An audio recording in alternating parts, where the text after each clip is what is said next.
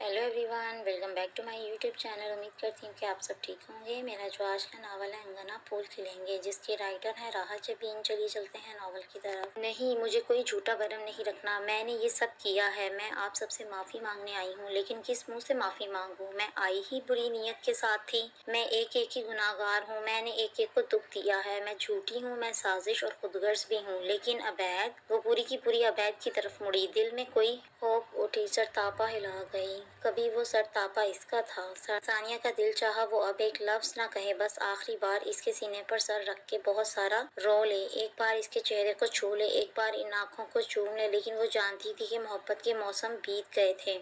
लेकिन अबैद, मैं वो नहीं हूँ। मैं बदकिरदार नहीं हूँ। मैंने बहुत गलतियाँ की हैं, मगर मेरे दिल में तुम्हारे हवाले से कोई खोट ना था। झूठ की कहानी में बस एक बात सच थी, और वो सानिया की मोहब्बत है। अबैद 2 कदम आगे आया। मैं लानत भेजता हूँ तुम्हारी इस मोहब्बत पर। आज़ाद करता हूँ तुम्हें हर रिश्ते से। तलाक देता हूँ मैं तुम्हें। सानिया की आंखों में आंखें डालता वो इसे अपनी जिंदगी से निकालता चला गया। एक लम्हे को सानिया का पूरा वजूद कांप कर रह गया। बारूद को चिंगारी दिखाकर अगर सानिया समझती थी कि वो बच जाएगी, तो ये नामुमकिन था। इसके वजूद के परखच्चे उड़ गए। वो बड़ी महवियत से गाड़ी धो रहा था। सारी गली में पानी पानी हो गया। वो सोच रहा था कि घर की दीवार गिरा कर गेट लगवा लें और सेहन को पोश बना लें। गाड़ी बाहर खड़ी करना पड़ती थी। इसने स्याह चादर ओढ़े राबिया को आते देखा तो पानी का रुख बदल दिया, ताकि वो सुकून से घर के अंदर जा सके। लेकिन जब वो इसके करीब आकर रुक गई, तब फरख ने मुड़कर देखा और चौंका। राबिया की आंखें सुर्ख थीं, जैसे बहुत रोई हुई आई हो। क्या हुआ? फरख ने बेख्तियार पूछा। मुबारक हो। फरख के जहन में बहुत सी बातें घूम गईं, मगर इसने सवालिया अंदाज में राबिया को देखा। अबैद ने सानिया को तलाक दे दी है। फरख की समझ नहीं आया कि वो क्या रद्द अमल दे। गर्दन मोड़कर पानी से गिरती पानी की धार को देखने लगा। तुम्हारी कोशिश रंग ले आई। राबिया का लहजा गहरे तंज का गुमाज था। मैंने ऐसी कोई कोशिश नहीं की। फरख नजरें नहीं मिला पा रहा था। अब तो इसने भी सच बोलना शुरू कर दिया है। फरख ने सर झुकाकर होंठ चबाना शुरू कर दिया। सारी दुनिया यही कहेगी कि सानिया का कसूर है, मगर तुम भी बराबर के हिस्सेदार हो।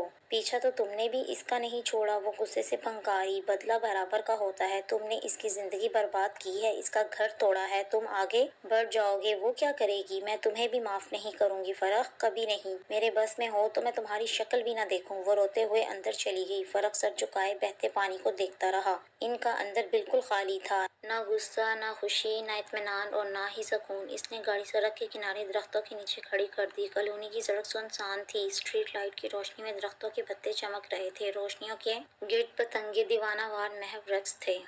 क्या हुआ? ईरम ने गर्दन मोड़कर अफान को देखा। वो स्टीयरिंग पर हाथ रख के सामने देख रहा था। जो कुछ आज इनके घर में हुआ, इसने सभी को मुतासिर किया था। अफान ने खामोशी से ईरम का हाथ अपने हाथ में ले लिया और इसकी पुश्त पर बोसा दिया। इस लम्स में मोहब्बत थी, एहतराम और शुक्रगुजारी। ईरम ने कुछ हैरत से अफान के इस अमल को देखा। कहीं पढ़ा था कुछ लोग शफा होते हैं, आपके अंदर के सारे जख्मों को ठीक करते हैं। मैंने औरत के 2 मुख्तलिफ रूप देखे हैं। मर्द अगर घर की छत होता है, तो औरत इस घर की बुनियाद होती है। बुनियाद जितनी मजबूत होगी, घर उतना ही सुकून और खूबसूरत होगा। अफान ईरम की तरफ मुड़ा। शुक्रिया ईरम, मेरी बिखरी शख्सियत को समेटने के लिए। इसने आज अबैद को बिखरते देखा था, मेरे मकान को घर बनाने के लिए, मेरे रिश्तों को जोड़ने के लिए। इसके लहजे में एहसास ममनूनियत थी, इस बेफिक्री, एतमाद और सुकून के लिए। जब मैं घर से बाहर होता हूँ तो मेरी बीवी, मेरी शरीके हयात, मेरे घर, मेरी इज्जत की अमीन है। वो धीरे धीरे इसके कानों में शहद घोल रहा था। सुकून कतरा कतरा ईरम के अंदर जमा होकर इसकी रूह तक को शांत कर गया। रात इन्हें देखकर मुस्काने लगी। हवा रात की रानी की खुशबू चुरा लाई थी। वो दोनों इन लम्हों के फतों में मुब्तला बस एक दूसरे की मौजूदगी को महसूस कर रहे थे। लम्हे जो खूबसूरत थे, लम्हे जो अनमोल थे, ये लम्हे जो इनकी शादीशुदा जिंदगी का हासिल थे। अम्मी जब से आई हूँ मुझे भी अपने साथ काम में लगाया हुआ है। ईरम किचन में माँ के साथ खड़ी सलाद काट रही थी। आपको जरा मेरी हालत का एहसास नहीं है? ईरम का वजूद फैलने लगा था। हर वक्त खुद को बड़े से दुपट्टे में ढांप कर रखती। क्या हो गया? थोड़ा सा काम तो किया है, देख रही हूँ दिन ब दिन सुस्त होती जा रही हो। प्रेगनेंसी है? कोई खुदा न खास्ता बीमारी तो नहीं जो सब छोड़ छाड़ कर बेड पर ढेर हो जाओ? पेट पकड़ पकड़ कर उठो,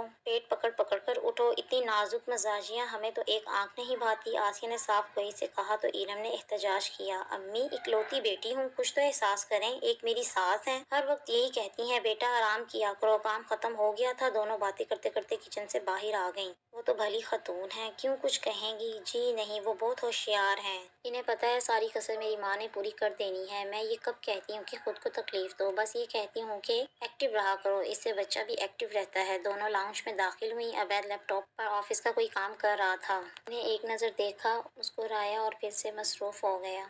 मैं तो खामख्वाह आपको छेड़ रही थी। सारा दिन कहाँ आराम होता है, घर में कोई ना कोई काम निकलता ही रहता है, ना आदत है फारिग बैठने की। कुरान पाक की तलावत करती हूँ, दरूद पाक पढ़ती रहती हूँ तो जहन भी पुरसकून रहता है। वो अबैद के पास जा खड़ी हुई। अच्छी बात है, माँ की बात गौर से सुना करो, वरना दुनिया की सुननी पड़ जाती है। आसिया इनके पास से गुजर कर कमरे में चली गई। हाँ, मगर माँ कहने वाली समझाने वाली तो हो। बेख्तियार इरम का ख्याल नादरा की तरफ चला गया। इसके खोए खोए लहजे पर अबैद ने चौंक कर इरम को देखा। खुदा का शुक्र है कि हमारी माँ एक समझदार खातून है। इरम ने गौर से अबैद को देखा, फिर इसके करीब ही बैठ गई। कभी भी मैं सोचती हूँ सानिया ने ये सब क्यों किया। इसे सब कुछ बताने की क्या जरूरत थी। इतने इतने महीने गुजर गए मगर उसे अब भी कभी ख्याल आ जाता था।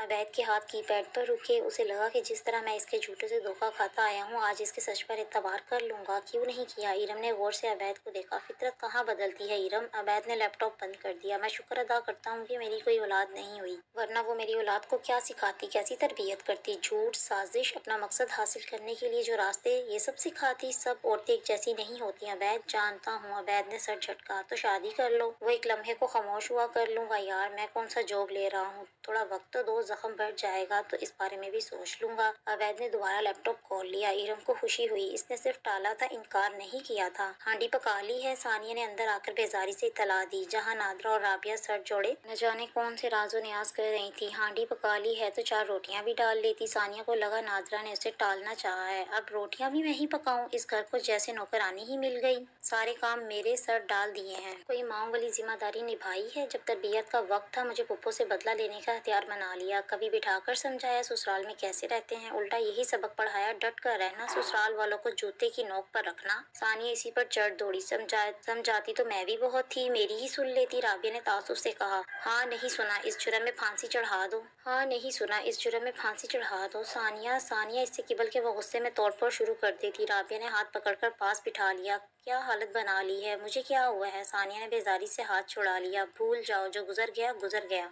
इसने एकदम रोना शुरू कर दिया। हाय क्या कुछ था इस रोने में। राबिया उसे साथ लगाकर थपकती रही। खुद को संभालो सानिया, जिंदगी दोबारा से शुरू करो। मेरी जिंदगी तो अवैध था। आज बहुत महीनों के बाद सानिया के लबों पर अवैध का नाम आया था। तो फिर सानिया क्यों, इस दिन तुम पर सच बोलने का दौरा क्यों पड़ गया था। माफी मांग लेती, क्या था वो माफ कर देता। सानिया पीछे हटकर दोनों हाथों से चेहरा साफ करने लगी। माफ कर देता मगर कभी दिल में जगह न देता, कभी एतबार न करता। मर्द बड़ा कीना परवर होता है, मुझे मट्टी कर देता। और वो तो हक बेजानी भी था। लेकिन सोचो सानिया जिसके सर का ताज थी, इसके कदमों की धूल बनकर कैसे रहती। मैं इसके साथ सर उठाकर चलती थी, इसके साथ सर झुकाकर कैसे रहती। वहाँ मेरी हैसियत बदल गई थी राबिया। मैं अवैध के साथ इस तरह नहीं रह सकती थी। इसके दोनों पाँव बेड पर रखे और हजरत इंसान ये ही ना समझ सका कि कहाँ सर उठाए और कहाँ झुक जाना, मुकाबला कहाँ करना है और तस्लीम और रजा खुद कहाँ अपनानी है। वो झुकता है तो जुल्म सहते सहते मिट्टी में बदल जाता है। चुप जब गरूर से सर उठाता है तो सामने वाले को मट्टी कर देता है। रिश्ते जोड़ने पर आता है तो खुद पर बोझ की तरह लाद देता है। तोड़ने पर आए तो बहुत से अनमोल रिश्तों को